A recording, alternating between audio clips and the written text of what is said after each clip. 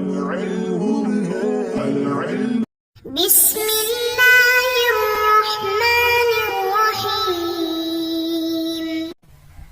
اللهم صل على سيدنا ومولانا محمد افضل صلواتك بعدد معلوماتك وبارك وسلم وصل عليه. بسم اللہ الرحمن الرحیم.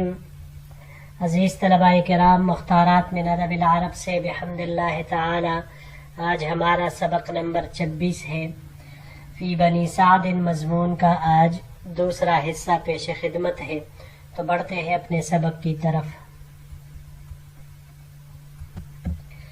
حلیمہ سعدیہ رضی اللہ تعالیٰ عنہ اپنا واقعہ بیان کر رہی تھی کہ جب تمام ساتھیوں نے، میرے ہمراہیوں نے بچے گود لے لیے، مجھے کوئی بچہ نہیں ملا، تو اپنے شوہر سے کہہ کر انہوں نے وہی یتیم بچہ جسے لینے سے ہر عورت نے انکار کیا تھا ان کو گود لے لیا، یعنی حضور صلی اللہ علیہ وسلم کو. اب آگے اپنا واقعہ نقل کرتے ہوئے فرماتی ہے فلما اخذته رجعت به الى رحلی، کہ جب میں نے بچہ لے لیا تو میں سے لے کر اپنے قیامگاہ واپس آ گئی، اپنے خیمے آ گئی. فلما وضعته في حجری اقبل علیہ ثدیای بما شاء من لبن، پس جب میں نے بچے کو اپنے گود میں لٹایا تو میری چاتی اس پر دودھ سے لبریز ہو کر جھک گئی. فشرب حتی رویہ، تو اس نے جتنا دودھ چاہا خوب سیر ہو کر پیا. وشرب معه اخوه حتی رویہ، اس کے ساتھ اس کے بھائی نے بھی دودھ پیا اور خوب سیر ہو کر پیا. ثم ناما، پھر وہ دونوں سو گئے. وما كنا ننام معه قبل ذلك، اور ہم اس سے پہلے اس کے ساتھ نہیں سو سکتے تھے، یعنی اس کی بھوک کی وجہ سے کہ وہ ساری رات روتا رہا. وقام زوجی الى شارفنا تلك فاذا انها لحافل فحلب منها ما شرب وشربت معه حتى انتهينا ريا وشعبا فبتنا بخير لیلہ. میرے شوہر اس اونٹنی کے، بوڑھی اونٹنی کے قریب گئے تو وہ دودھ سے لبریز تھی. انہوں نے اس کا اتنا دودھ دوہا کہ جس کو انہوں نے اور میں نے اتنا پیا کہ ہم دونوں شکم سیر ہو گئے، اور ہم نے رات انتہائی عافیت کے ساتھ گزاری. قالت یقول صاحبی حین اصبحنا، حضرت حلیمہ فرماتی ہے کہ جب صبح ہوئی تو میرے شوہر نے کہا تعلمی واللہ یا حلیمہ، اے حلیمہ اللہ کی قسم جان لو، لقد اخذت نسمتا مبارکتا، اللہ کی قسم یہ جان لو کہ تم انتہائی مبارک بچہ لائی ہو.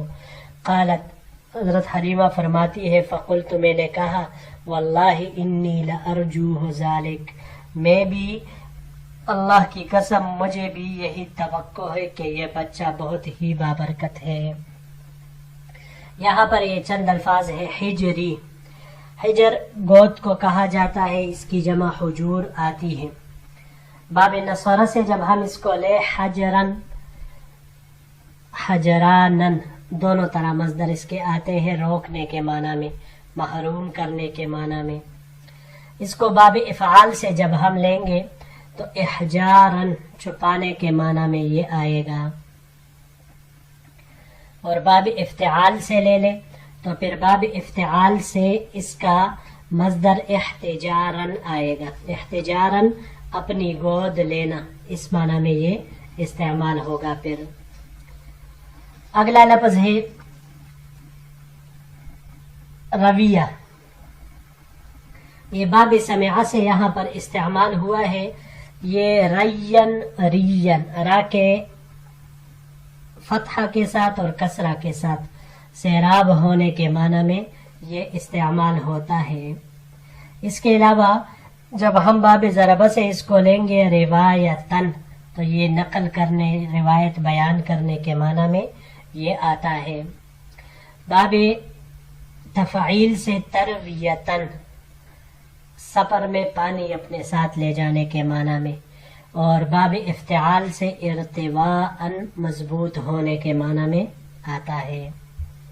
لحافل، حافل یہ حفل اس کی جمع حفل اور حوافل دونوں آ سکتی ہے.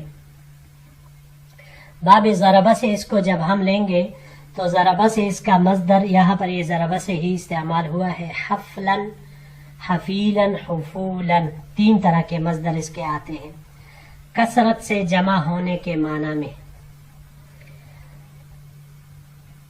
اور اگر اس کو ہم باب تفعیل سے لے لیں تو باب تفعیل سے تحفیلاً، یہ اچھی طرح جمع کرنے کے معنی میں یہ آتا ہے. اور باب افتعال سے لے لے تو احتفالاً، جمع ہونے کے معنی میں یہ آتا ہے. نسمتاً، یہ ہر جاندار کو کہا جاتا ہے، انسان ہو یا حیوان ہو. اس کی جمع نسمن یا نسماتن آتی ہے. جی بڑھتے ہیں اگلے سلائیڈ کی طرف.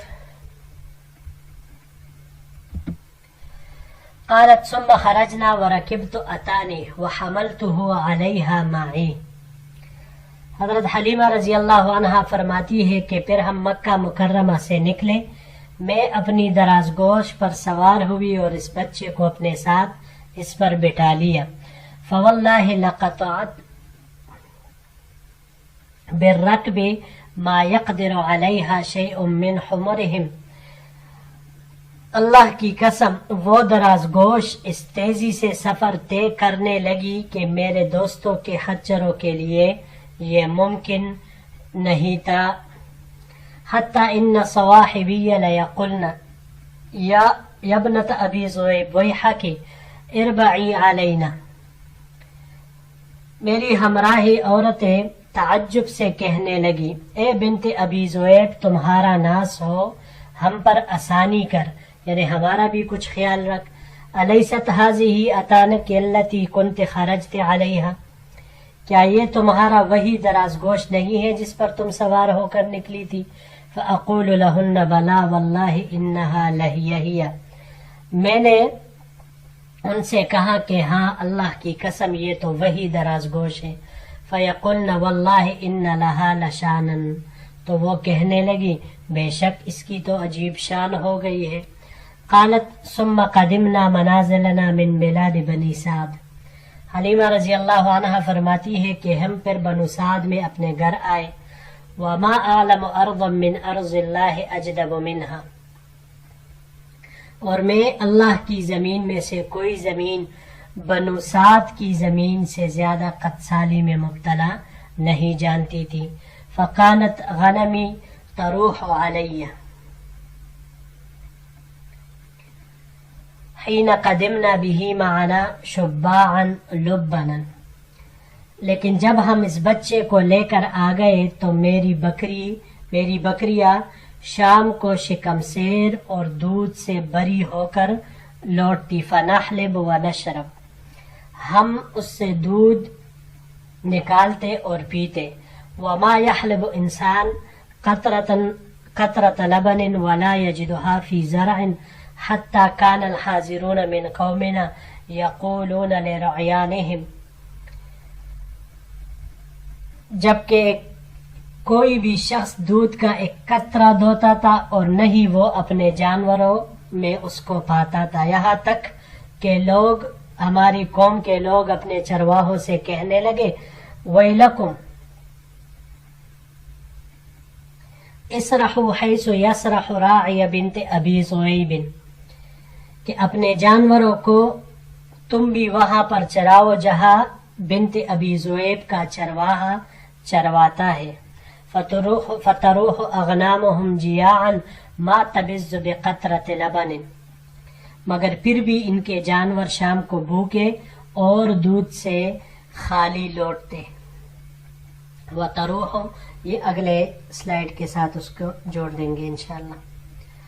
یہاں پر یہ پہلا لفظ اربعی، یہ باب فتح سے ربعن ٹہرنے کے معنی میں استعمال ہوتا ہے. ربعن یہ باب نصرہ سے بھی آ سکتا ہے. ربع الحبل، رس چاربل کی رسی بٹنے کے معنی میں یہ آتا ہے. یا اگر ربعن نصرہ سے لیا جائے تو چوتھائی مان لینے کے معنی میں بھی استعمال ہو سکتا ہے. اس کے علاوہ تفعیل سے تربیعاً چوکور بنانا، کسی چیز کو بالکل چوکور بنانا. اگلا لفظ ہے اجدب. اجدب اس زمین کو کہا جاتا ہے کہ جو قحط زدہ ہو، یعنی جس پر بارش نہ ہونے کی وجہ سے پیداوار کوئی نہ ہو. اس کی جمع اجادب آتی ہے. باب ضربہ، باب ضربہ اور نصرہ سے جدبن، کرمہ سے جدوبتن، اور باب تفاعل سے تجدبن. ان سب کا معنی یہی ہے بارش نہ ہونے کی وجہ سے خشک ہونا. ان تینوں ابواب، چاروں ابواب سے تینوں مصدروں کا یہی معنی آتا ہے. اور اگر اس کو ہم باب افعال سے لے لیں اجدابن تو یہ قحط زدہ ہونے کے معنی میں آتا ہے. باب تفعیل سے اس کو لے لیں تو باب تفعیل سے تجدیباً، کمزور کرنے کے معنی میں یہ آتا ہے. جی بڑھتے ہیں آخری سلائڈ کی طرف.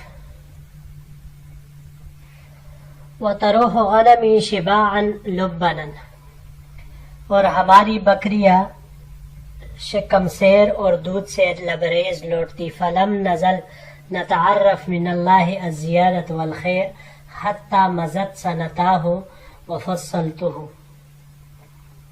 بس ہم مسلسل اس خیر و برکت کا مشاہدہ کرتے رہے یہاں تک کہ آپ صلی اللہ علیہ وسلم کے 2 سال پورے ہو گئے اور میں نے آپ صلی اللہ علیہ وسلم کا دودھ چھڑوا دیا. وَكَانَ يَشِبُّ شِبَابًا لَا يَشْبَهُ الْغِلْمَانِ، آپ صلی اللہ علیہ وسلم ایسے جوان تھے کہ دوسرے بچوں کے مشابہ نہیں تھے. فَلَمْ يَبْلُغْ سَنَتَيْهِ حَتَّى كَانَ غُلَامًا جَفْرًا، ابھی 2 سال ہی کے تھے کہ اچھے بلے بڑے معلوم ہوتے تھے. قالت فقدمنا به على أمه ونحن أحرص شيء على مكثه فينا لما كنا نرى من بركته. حضرت حلیمہ رضی اللہ عنہ فرماتی ہے کہ ماں باپ صلی اللہ علیہ وسلم کو لے کر آپ کی والدہ کے پاس پہنچے، جبکہ ہم ان کی ان برکات کی وجہ سے جن کا ہم مشاہدہ کرتے آ رہے تھے کچھ مدت مزید اپنے پاس ٹہرانے پر حریص تھے. فکلمنا امہ وقلت لها، ہم نے ان کی ماں سے بات کی اور ان سے کہا لو ترکت بنی عندی حتی یغلظ، اگر آپ اپنے بیٹے کو جوان ہونے تک میرے پاس چھوڑ دے فانی اخشی علیہ وباء مکہ، تو یہ بہت بہتر ہوگا کیونکہ یہاں پر مجھے ڈر ہے کہ کہیں مکہ کی وبا، جو کہ ان دنوں مکہ مکرمہ میں ایک قسم کی وبا پھیلی ہوئی تھی، تو ان کو کوئی نقصان نہ پہنچا دے. قالت، حضرت حلیمہ فرماتی ہے فلم نزل بها حتی ردته معنا قالت فرجعنا به. حلیمہ فرماتی ہے کہ ہم مسلسل یہ اصرار کرتے رہے یہاں تک کہ آپ کی والدہ نے آپ صلی اللہ علیہ وسلم کو ہمارے حوالے کیا، چنانچہ ہم آپ صلی اللہ علیہ وسلم کو لے کر لوٹے. یہاں پر یہ ایک لفظ ہے جی جفرن، یہ مفرد، جمع اس کی اجفار، جفار یا جفارتن آتی ہے. باب نصرہ سے جفرن بڑا ہونے کے معنی میں آتا ہے. باب تفاعل سے اگر اس کو لے لے تجفرن تو یہ بکری کے اس بچے کو کہا جاتا ہے جو موٹا اور گوشت سے بڑا بڑا ہوتا ہے، اس کے اوپر جفرن اس کا اطلاق کیا جاتا ہے تجفرن. جی عزیز طلباء کرام، بحمد اللہ تعالی ہمارا یہ سبق بھی اپنے اختتام کو پہنچا. انشاءاللہ العزیز زندگی رہی تو اس سبق کے اگلے حصے کے ساتھ پھر آپ کی خدمت میں حاضر ہوں گے. السلام علیکم ورحمۃ اللہ وبرکاتہ.